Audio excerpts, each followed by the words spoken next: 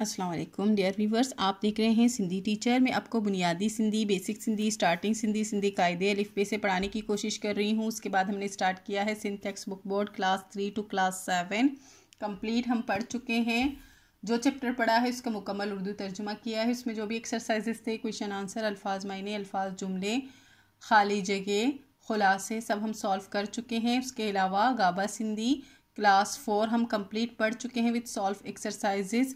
इन classes के अलग से प्लेलिस्ट बने हुए हैं, आप अपने क्लास के मुताबिक जाके पढ़ सकते हैं। उसके बाद व्यूवर्स के रिक्वेस्ट पर ग्रामर सेक्शन स्टार्ट है। ग्रामर सेक्शन बिल्कुल बेसिक से स्टार्ट है। ग्रामर क्या है, हम ग्रामर क्यों पढ़ते हैं, अकर हुरुफ क्या होते हैं, लफ्ज़ क्या है, और इस तरह इसम, सिफ़त, सिफ़त के दर्जे, इसम के इक़साम, और इसके अलावा ज़मीर के हम 8 फॉर्म भी पढ़ चुके हैं। आज हम पढ़ेंगे ग्रामर में एक और सिफ़त के बारे में जिसे हुर्फ़ जर कहते हैं और इसे इंग्लिश में प्रीपोजिशन कहते हैं। शुरू करते हैं बिस्मिल्लाहिर्रहमानिर्रहीम। हुर्फ़ जर जी तारीफ़, यानी कि हुर्फ़ जर की तारीफ़। एड़ा लफ्ज़ जे जुमले मां के बा इसम या ज़मीर पुठिया कम आयल हुजन ऐं उन्हनि जो लागापो बे कंहिं लफ्ज़ सां हुजे तन के हुरूफ़ जर चइबो आहे। एड़ा लफ्ज़ की बात हो रही है, ठीक है। एड़ा लफ्ज़ यानी कि ऐसा लफ्ज़ यानी ऐसा अल्फाज जो किसी जुमले में किसी भी इसम या ज़मीर के पीछे, पुटिया का मतलब होता है पीछे, उसके पीछे कम आया हो, यानी इसम और ज़मीर के बाद आया हो, और उसका मिलाप, लागापो कहते हैं मिलाप को, उसका मिलाप दूसरे किसी लफ्ज़ के साथ हो, उसको हुर्फ़ जर कहते हैं। हुर्फ़ जर जी तारीफ़, ये थोड़ा मुश्किल अल्फाजों में है, ये थोड़ा आसान अल्फाजों में है, दोनों की मीनिंग सेम है। एड़ा लफ्ज़ जेकी बिन इसमन बिन ज़मीरन या इसम ऐं ज़मीर जो पाण मां लागापो या वास्तो ज़ाहिर कन तन के हुर्फ़ जर चइबो आहे।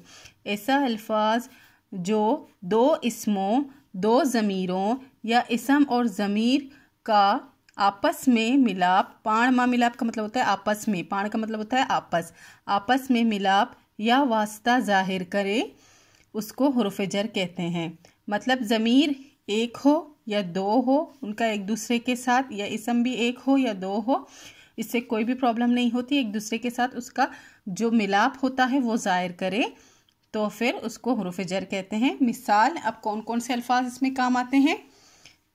में, के, ते, वट, बर्मा, हेठिया, मत्ता, अंदर, बाहर, अंदरा, हेठ वगैरह। अब जहाँ ये अल्फाज देखेंगे आप समझ जाएं कि ये हुर्फ़ जर की बात हो रही है। इसमें में, का, की, को, पर, वट, पास, बर्मा, हेठिया, हेठिया कहते हैं नीचे को, मत्था ऊपर, ऊपर को कहते हैं अंदर, बाहर। इस तरह के अल्फाज जो है जुमले में हो तो वो क्या कहलाते हैं, हुर्फ़ जर कहलाते हैं। अब मिसाल है, जुमले दी गई हैं। गिलास मां पानी आहे, गिलास में पानी है। अगर हम इस में को हटा देंगे तो ये जुमला सही नहीं बनेगा, ये बनेगा गिलास पानी आहे। अब कहाँ पानी है, गिलास के अंदर पानी है, ठीक है। गिलास में पानी है, ये जो है हुर्फ़ जर हो गया। इसी तरह किताब मेज़ ते आहे, अब इसमें क्या है, किताब और मेज़ ये दो इसम है, और ते आहे का मतलब होता है पर है। किताब मेज़ पर है, इसमें जो है हुर्फ़ जर ये वाला है, इसका मतलब होता है पेरे पर। वण हेठ वेई रह, इसमें जो है हुर्फ़ जर ये है हेठ, यहाँ से आप देख सकते हैं हेठ। वण कहते हैं दरख्त को, दरख्त के नीचे बैठे रहो, इस पूरे का मतलब है दरख्त के नीचे बैठे रहो। अब हेठ का मतलब होता है नीचे। मुँह के किताब दे, मुझे किताब दो, मुझको किताब दो। अब मुँह के, ये के जो है हुर्फ़ जर हो जाएगा, मुझको किताब दो।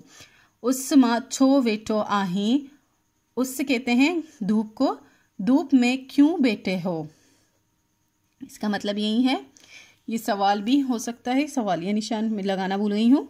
उसमें छो वेठो आही, धूप में क्यों बैठे हैं, और इसमें क्या है हुर्फ़ जर में, ठीक है। नेक्स्ट है टोपी मेज़ ते रख, टोपी को मेज़ पर रखो।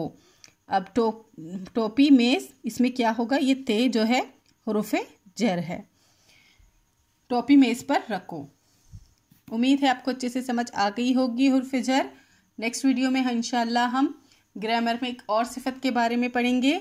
अगर आपको मेरी वीडियो से हेल्प मिलती हो तो लाइक, शेयर एंड सब्सक्राइब कीजिएगा। दोस्तों और क्लासमेट के साथ शेयर ज़रूर कीजिएगा। और अगर आपको ग्रामर सेक्शन में कुछ भी प्रॉब्लम हो रही हो, कुछ समझ नहीं आ रहा हो, तो आप मुझे कमेंट सेक्शन में बता सकते हैं। अल्लाह हाफिज़।